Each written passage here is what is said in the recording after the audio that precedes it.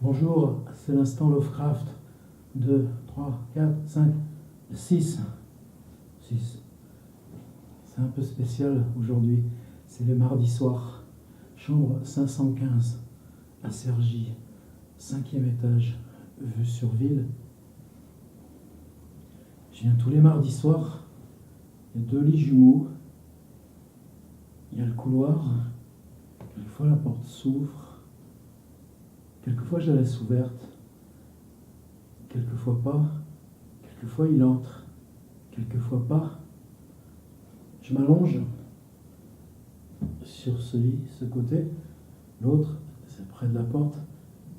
Quand la porte s'ouvre, qu'elle ne s'ouvre pas, quelquefois la présence est là. Lovecraft vient. C'est notre rendez-vous du mardi. Personne d'autre sait que je suis ici. On ne peut pas trouver l'immensité de la ville où est cette chambre, ce 5e étage. Même cette ville, ces immeubles tournent comme ça autour de la ville. J'aime bien ces moments. La littérature, c'est comme ça qu'on se la passe. On peut faire ça avec d'autres auteurs aussi, pas avec n'importe lesquels. Ça marche avec ceux qui ont beaucoup travaillé leurs rêves et qui nous ont appris à nous à travailler le rêve. Alors, je m'allonge, ça dure longtemps. C'est l'insomnie, quelquefois le bout de l'insomnie, quelquefois rien, juste on attend. Et à un moment donné, l'autre silhouette est là aussi, dans le noir, à côté. C'est là ces moments où la porte s'ouvre. Je me suis peut-être mal exprimé tout à l'heure. La silhouette vient, est là, sur le 2e lit. C'est important qu'il y ait 2 lits séparés, vous voyez. On ne ferait pas ça autrement. Et c'est quand il est là, parfois, que la porte s'ouvre et que... Comment ça vient, la peur?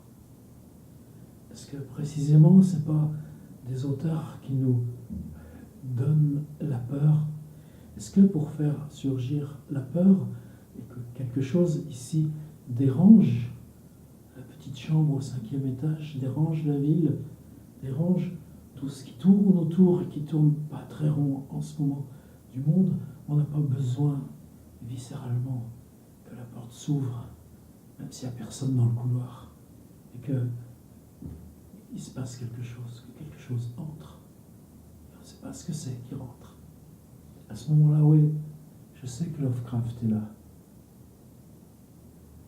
Vous savez, dans la peur, on n'est pas exactement soi-même. On ne voit pas exactement le temps pareil. On ne voit pas exactement les mêmes perceptions. On ne dort pas, non. On sait juste ça. La présence à côté, la porte qui peut s'ouvrir, les lumières fixes dans le couloir. Que la peur est là. Puis ensuite, ben voilà, c'est le matin, ça reprend, c'est fini. On ne sait jamais exactement comment ça finit. Mais Lovecraft, vous voyez, il a cette générosité-là. Quand vous l'appelez, dans la petite chambre, avec les 2 lits jumeaux, il vient.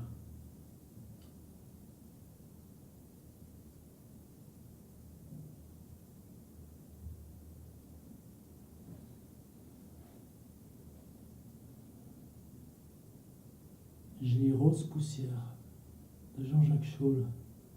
Il m'est arrivé une drôle d'histoire aussi. Je l'avais prêté à une étudiante il y a une semaine. Elle me le rapporte, enthousiaste d'ailleurs.